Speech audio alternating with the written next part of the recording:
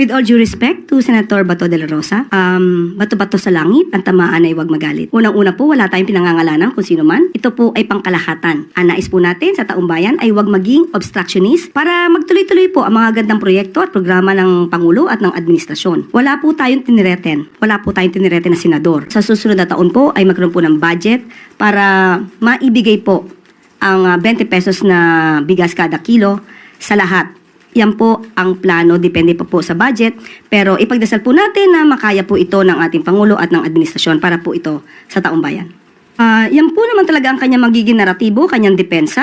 Pero hindi po niya sinasagot ng mabuti kung nasaan nga ba yung mga dokumentong kanyang ipinangako sa House of Representatives at that time na nagkaroon po ng hearing sa Quadcom.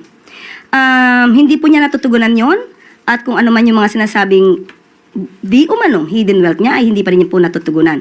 So paano po kayo magkakaroon ng political persecution? At tandaan po natin, korte mismo ang nag-issue ng valid warrant of arrest patungkol po sa kaso ng qualified human trafficking.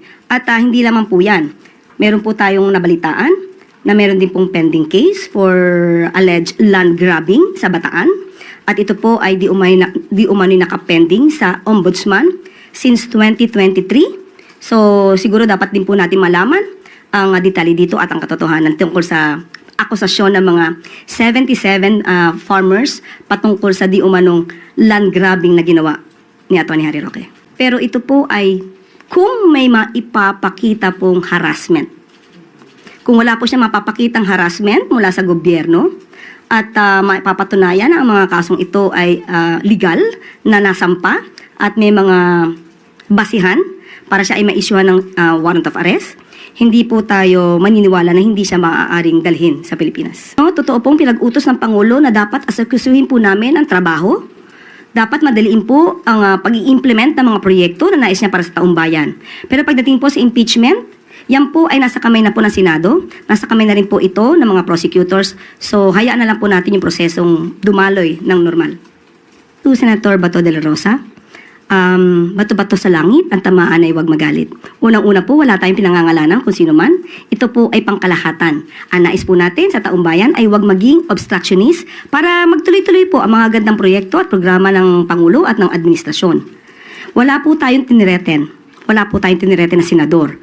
Sana po ito ay napakinggan man lang sana niya yung mga words na aking nasabi para siguro po maiiba ang kanyang impresyon at ang kanyang tugon kung nadinig niya yung buo kong sinabi. Ang sabi natin, ang mga lehitimong oppositionist ay welcome dahil kailangan po yan sa isang demokratikong bayan.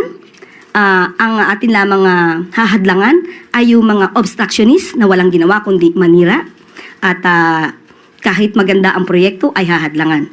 At hindi po yan magiging maganda para sa bansa at para sa taong bayan.